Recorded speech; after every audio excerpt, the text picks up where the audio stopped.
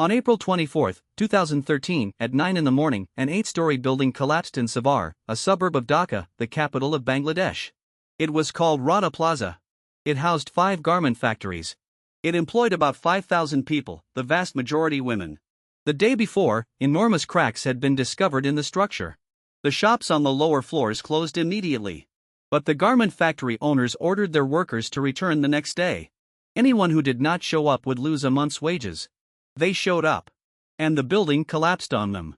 1,134 people died. More than 2,600 were injured, many for life. Some were rescued after days trapped in the rubble, sometimes only through the amputation of limbs.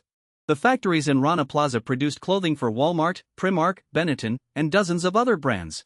T-shirts that sold for €5 in Europe. That was the price on the tag. The real price was much higher. In the previous episode we explored the era of hyperglobalization, global supply chains, the elephant curve, cheaper products for everyone. Today we are going to look at the other side of that story. The cost that does not appear on the tag. Because behind every cheap product there is a question we rarely ask: why is it so cheap? And the answer, frequently, is that someone is paying a part of the price that we are not paying. In the form of miserable wages. In the form of dangerous working conditions. In the form of environmental pollution that nobody cleans up. Economists call these negative externalities, costs that are not reflected in the market price. Today we are going to see some of the most serious ones. The fashion industry is one of the clearest examples of how globalization has created a gap between the price the consumer pays and the real cost of production. In the 80s, clothing was considerably more expensive relative to wages. An average family bought fewer garments and used them for years. Today, fast fashion chains produce new collections every few weeks. Prices are so low that clothing is treated as disposable. It is estimated that global clothing production has doubled since the year 2000, while the average time each garment is worn has fallen 36%. How is it possible for clothing to be so cheap? The answer has several components. First, production has massively shifted to countries with very low wages. Bangladesh, Cambodia, Vietnam, Myanmar. In Bangladesh, the minimum wage in the garment sector is about $113 a month. Many workers earn less than that. Second, the pressure on suppliers is fierce. Major brands negotiate prices downward round after round. Factory owners, to keep contracts, cut where they can. And where they can cut is safety, working conditions, and wages. Third, the outsourcing of responsibility. The brands do not own the factories. They are clients. If a factory collapses, the brand can argue it is not directly responsible. Rana Plaza produced for more than 30 brands. None considered itself responsible for the state of the building.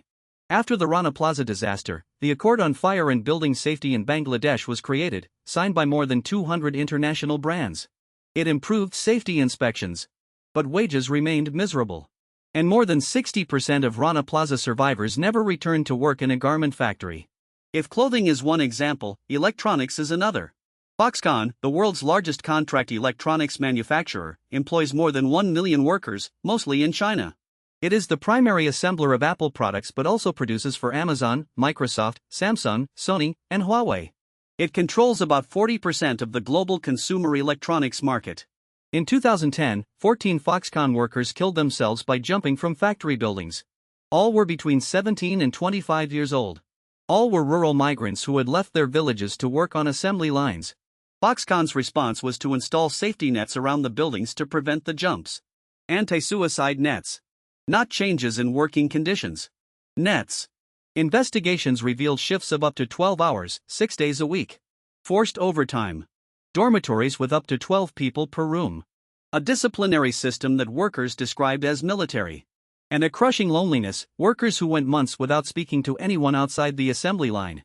It was also discovered that up to 15% of the workforce during production peaks were student interns, the largest internship program in the world, in practice a form of cheap, flexible labor. The 996 culture, working from 9 in the morning to 9 at night, 6 days a week, was the norm not just at Foxconn but across much of the Chinese technology industry. Your phone, the one you may be using to listen to this, was probably assembled in one of those factories. Its selling price does not include the human cost of its production. That difference is paid by someone else. There is a place on the coast of Bangladesh, near Chittagong, where globalization's life cycle closes in the most brutal way imaginable. It is the world's largest shipbreaking beach. This is where the tankers, cargo ships, and cruise liners that the rich world no longer wants end up. And here, thousands of workers dismantle them by hand. The ships contain asbestos, heavy metals, oil residue, PCBs, and dozens of toxic substances. Workers cut them with acetylene torches, often barefoot, often without masks, sometimes using their own socks as gloves to keep from burning their hands on molten steel. More than 60% of surveyed workers report injuries or health problems, deep cuts, bone fractures, burns, vision loss, respiratory problems. A Human Rights Watch report documented that more than 60,000 mangroves had been cleared to make room for more ships. Heavy metals contaminate the soil, rice, and vegetables of the region. Why are ships broken here and not in Europe or Japan? Because European environmental and labor regulations would make the process enormously expensive. In Bangladesh, those regulations are weak or non-existent. The ship travels to the place where destroying it is cheapest. And it is cheapest because lives and the environment are valued less. Economists have a technical term for this: environmental dumping. Companies shift their most polluting activities to countries with the weakest regulations. The environmental cost does not disappear. It is simply transferred to those with the least power to refuse it. These three examples, clothing, electronics, and shipbreaking, illustrate a pattern that critics of globalization call the race to the bottom. The logic is simple and ruthless. When companies can choose where to produce, they tend to choose the place with the lowest costs. If a country raises its labor or environmental standards, production moves to the neighboring country that does not. Competition to attract foreign investment incentivizes countries to keep regulations low. This creates a perverse paradox. Developing countries need foreign investment to grow. But to attract it, they must offer what companies want: cheap labor and lax regulations. Raising standards means risking the loss of investment. Keeping them low means perpetuating exploitation. It is important to note that this argument has its nuances. Not all foreign investment is exploitative. Many factories in developing countries offer jobs that, while poorly paid by Western standards, are better than the alternatives available. Bangladesh's textile industry, with all its shortcomings, has been an engine of economic growth and female empowerment. But acknowledging that a bad job is better than no job is not the same as accepting that a bad job is good enough.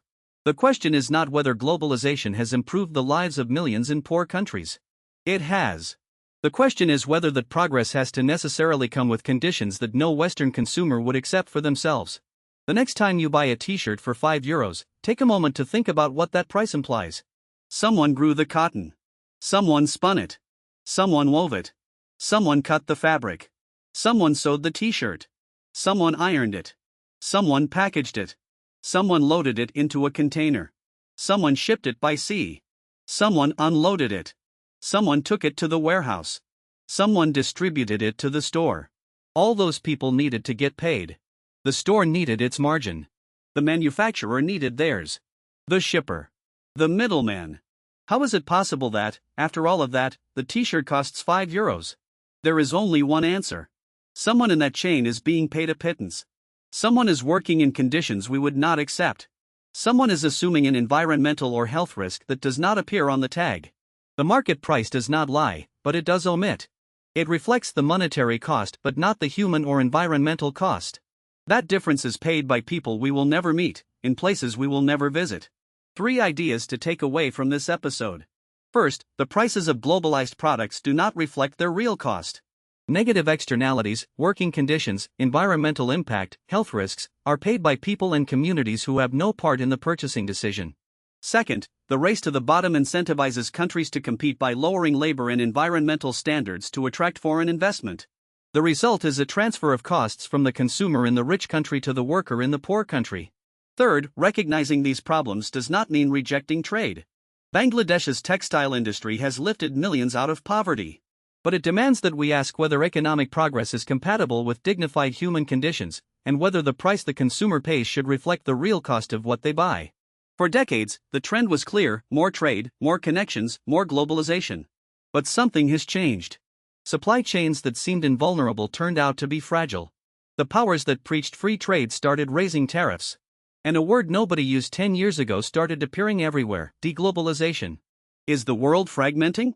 That, next time.